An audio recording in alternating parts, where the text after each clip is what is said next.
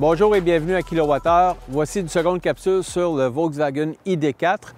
On vous en avait parlé il y a 3 ans lorsque le modèle était sorti sur le marché. À l'époque, on avait eu un ID4 avec la propulsion. Maintenant, on a réussi à avoir un Pro S avec la traction intégrale. Quelques changements ont été apportés sur le modèle pour 2024. D'abord, on a 2 tailles de batterie, soit une 62 kWh ou une 82 kWh, et les 2 modes de propulsion sont toujours offerts, soit la propulsion avec les roues arrière motrices ou la traction intégrale. Donc, ce modèle-ci, c'est une traction intégrale avec la grosse batterie de 82 kWh. La batterie de 82 kWh a la particularité d'accepter une puissance de recharge pouvant aller jusqu'à 175 kW. Et celle de 62 kWh peut aller jusqu'à 140 kW de puissance.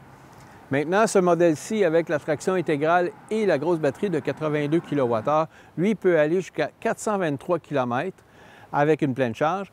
Et un modèle à propulsion avec une batterie de 82 kWh peut avoir une autonomie allant jusqu'à 468 km. Et si on opte pour la version d'entrée de gamme, soit la propulsion avec une petite batterie de 62 kWh, on a une autonomie de 332 km avec une pleine charge.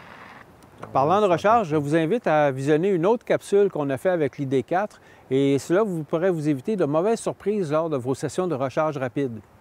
L'aménagement à l'intérieur est bien exécuté, le choix des matériaux est quand même judicieux.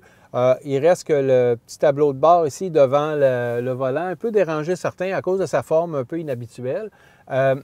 L'interface graphique du système d'ordinateur de bord pourrait être encore un petit peu plus accéléré et moins lent que dans les éditions, les premières versions du ID4 en 2021, mais il reste un petit peu d'amélioration à faire de ce côté-là. La connectivité avec Apple CarPlay ou Android Auto se fait très bien, rien à redire là-dessus. Et aussi, comme dans plusieurs autres modèles ou marques de véhicules électriques, il n'y a pas de bouton de démarrage. Donc, la simple présence de la clé dans l'habitacle suffit pour faire démarrer le véhicule. Et lorsqu'on quitte le véhicule et on se lève du siège, le véhicule s'éteint de lui-même. En ce qui concerne la conduite du ID4, c'est une voiture quand même assez dynamique, mais quoique j'ai trouvé un petit peu moins ferme qu'un Mustang Mach-E de Ford, quoique je l'avais essayé côte à côte là, en peu de temps, fait que j'ai pu faire une petite comparaison.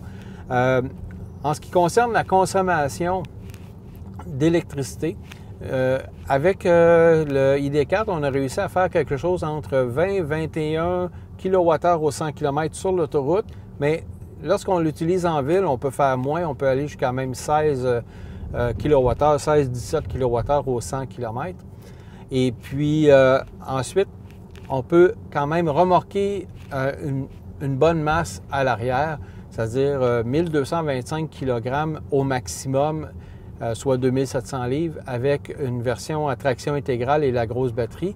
Mais si on va avec la propulsion puis les plus petites batteries, c'est limité à 997 kg ou 2200 livres. Un irritant qu'on a constaté au fil de l'essai, c'est que le système d'infodivertissement est très sensible. On dit quelque chose à un moment donné et la voix du système nous demande de préciser, un peu comme si on faisait « Hey Google » dans certains systèmes avec Android Auto. Et là, ce n'est pas le cas, c'est celui de Volkswagen. Et puis, c'est un peu un irritant dans ce cas-là. Le prix de base du ID4 est de 48 495 $ plus les frais de transport de préparation de 2100 $ pour une version à propulsion avec la petite batterie de 62 kWh. Celui-ci, un Pro S à traction intégrale avec la grosse batterie de 82 kWh, coûte 60 495 $ avant les frais de transport et de préparation. Toutes les variantes du ID4 sont admissibles au rabais du gouvernement du Québec de 7 000 $ et ce jusqu'au 31 décembre 2024 et à celui du fédéral de 5 000 $, tous les deux applicables après les taxes. Nous espérons que cette seconde capsule sur l'ID4 de Volkswagen vous a plu et on vous dit à la prochaine fois.